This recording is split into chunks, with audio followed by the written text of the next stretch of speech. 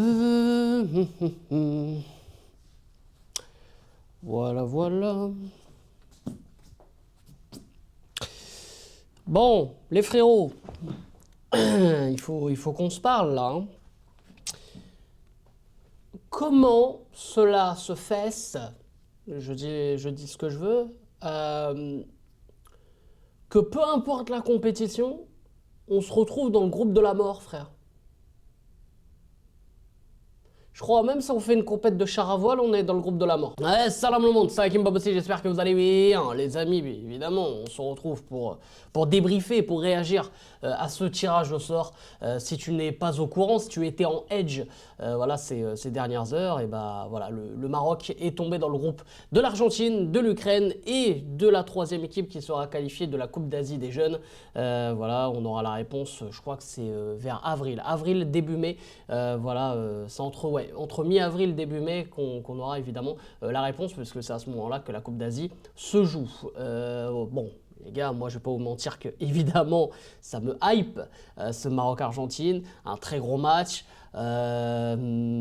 Sur le papier, évidemment, ça fait rêver. On parle de Messi, Di Maria qui pourrait jouer cette compétition un peu pour tourner la page officiellement, puisqu'on le rappelle, pour ceux qui ne savent pas, l'Argentine avait été championne olympique en 2008 et il y avait déjà Di Maria, Messi, même Agüero notamment.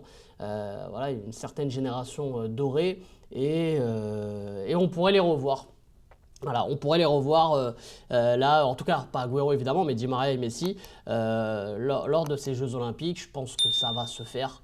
Di Maria entre temps, je ne sais pas s'il va rester au Benfica ou prendre sa retraite ou aller encore dans un, on va dire un plus petit club. Je crois de ce que j'ai compris, il devrait retourner en Argentine, donc peut-être qu'il n'aura pas d'obligation de rester dans son club ou quoi, je ne sais pas. Mais si, bon, je pense qu'il fait ce qu'il veut à l'Inter Miami, donc il y a moyen qu'il participe à ces Jeux Olympiques.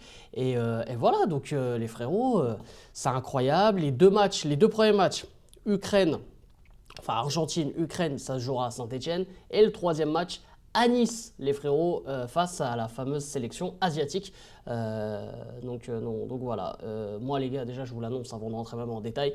Moi, je vais aller voir au moins le premier match face à l'Argentine. Là, à l'heure où je tourne la vidéo, j'ai déjà pris mes places pour le match face à l'Argentine. Donc, vous inquiétez pas. Réaction avec le padré en direct du stade Geoffroy Guichard à Saint-Etienne. Ça va être mythique, les frérots. Et voilà. Donc, peut-être qu'après, il y aura aussi les deux autres matchs.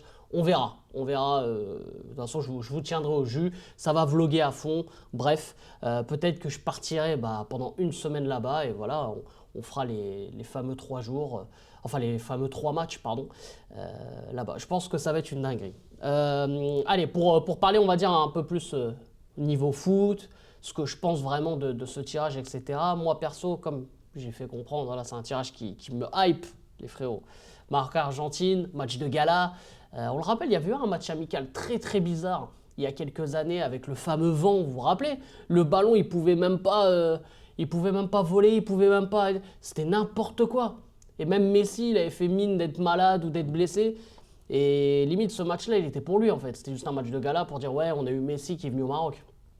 Mais bref, je crois qu'on avait perdu 1-0 si je me trompe pas. Bon, c'était pas un match de fou, quoi. Je me rappelle encore, je crois que j'avais fait même une vidéo là-dessus. J'avais fait une vidéo à l'époque sur la rencontre, alors pas avec le padré, hein, tout seul, où j'ai débriefé un peu la rencontre, mais c'était pas terrible, c'était pas terrible.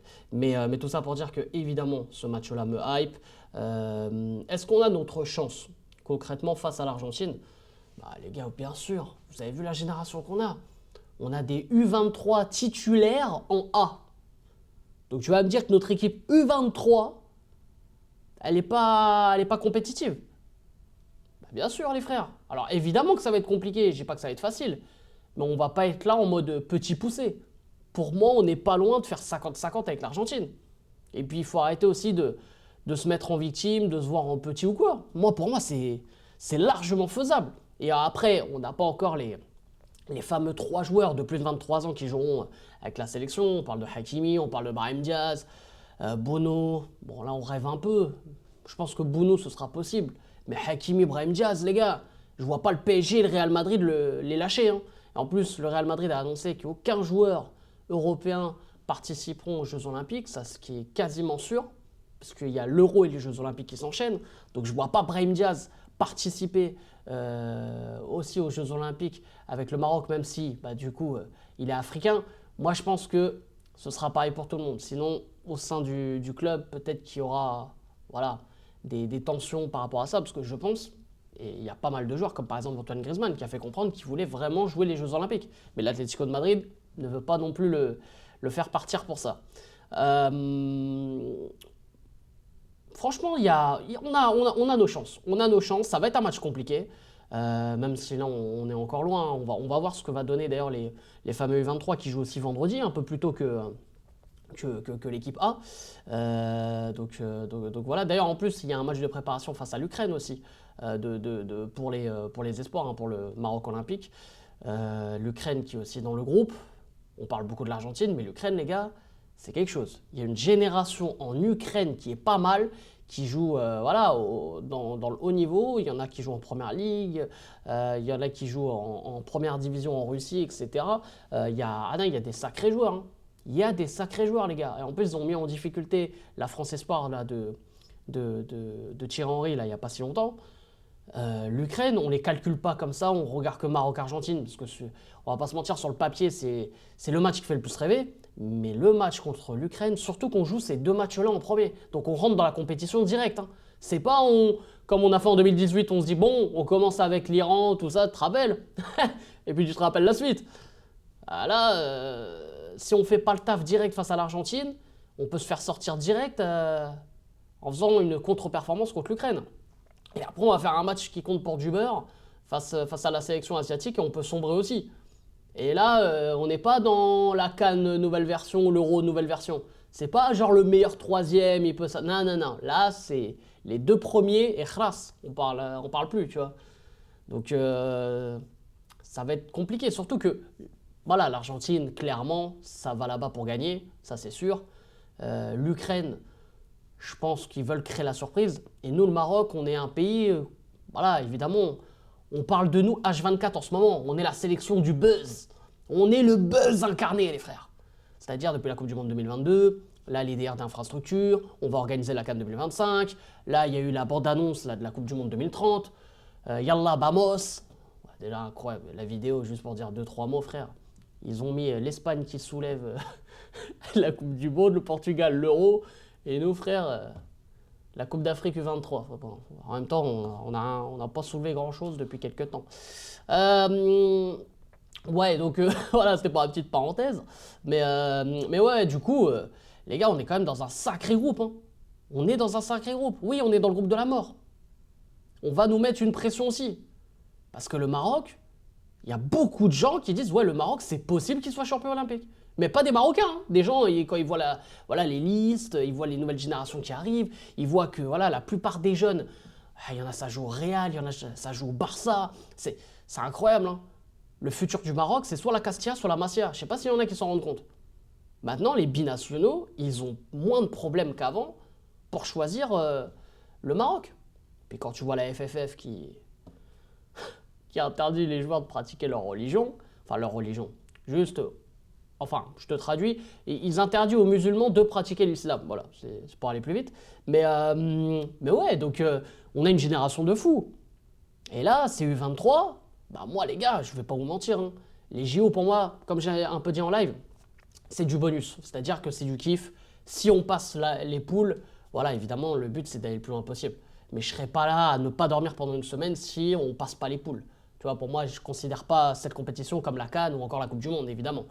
Mais je me dis que ça pourrait être encore une chance pour nous de se mettre en lumière, de mettre en lumière aussi encore certains joueurs et de donner encore envie même aux jeunes, dès leur plus jeune âge, de choisir le Maroc. Donc, là, on voit, il y a des infos, il y a carrément... Maintenant, les médias marocains, ils sont tellement genounés, frère. C'est incroyable. Un gamin de 16 ans ou 17 ans, ça y est, il a choisi le Maroc. On est déjà sur... sur des dossiers, les gars, mais c'est incroyable. Hein. Le joueur, on l'a jamais vu. On ne sait pas qui c'est. Même dans le club, ils se disent, on l'a ce gamin-là, on ne savait pas. Ouais, un tel, à 16 ans, a choisi le Maroc et tout. Alors qu'il n'y a rien d'officiel en soi, parce que tu peux encore changer dans 5 ans. Tu vois ce que je veux dire? Mais Mais bref, on est dans une hype de fou. Bah, après, d'un côté, tant mieux. D'un côté, tant mieux, comme j'ai dit, ça peut permettre à des binationaux de choisir et de faire leur choix vraiment le plus tôt possible. C'est tout ce qui compte. C'est tout ce qui compte. Donc, tout ça pour revenir à cette poule. Moi, j'y crois, les gars. Évidemment, j'y crois. Je suis obligé, j'ai envie de dire, d'y croire. Et, euh, et ce match face à l'Argentine va être capital. Si on gagne face à l'Argentine, je pense que ça va nous donner une certaine confiance. Et il y a moyen voilà, de taper tout le monde par la suite. Un petit mot évidemment sur le groupe de la France. Le groupe de la France est tellement facile. Je crois, ouais, si je me rappelle pas, si je me rappelle bien, pardon, il y avait la Nouvelle-Zélande. Ouais, ça. Nouvelle-Zélande, États-Unis et soit une équipe AFC 4, donc une équipe qui a terminé quatrième en Coupe d'Asie, ou la Guinée, parce qu'il y aura un barrage évidemment entre ces deux nations. Bon, j'espère. Évidemment, moi je vais soutenir la Guinée. Voilà, ça fera une nation africaine en plus lors de ces Jeux Olympiques. Mais d'ailleurs, en plus, la Guinée, pas apprendre à... Ah ouais, non, la Guinée, c'est quelque chose aussi en jeune. Hein. C'est vrai que j'ai pas dit, mais la Guinée... je pense que la France, leur plus gros match, ce sera face à la Guinée. On en reparlera. Mais tout ça pour dire que le Maroc, je les vois passer et de toute façon, je vais au stade. Donc je vais pas aller au stade pour chialer, les gars. Moi, je vous le dis. Hein.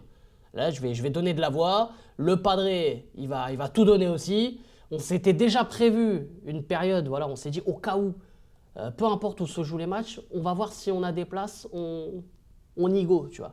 Et là, on y go. Donc les frères, nous décevez pas, quoi. Voilà, nous, on va vous soutenir.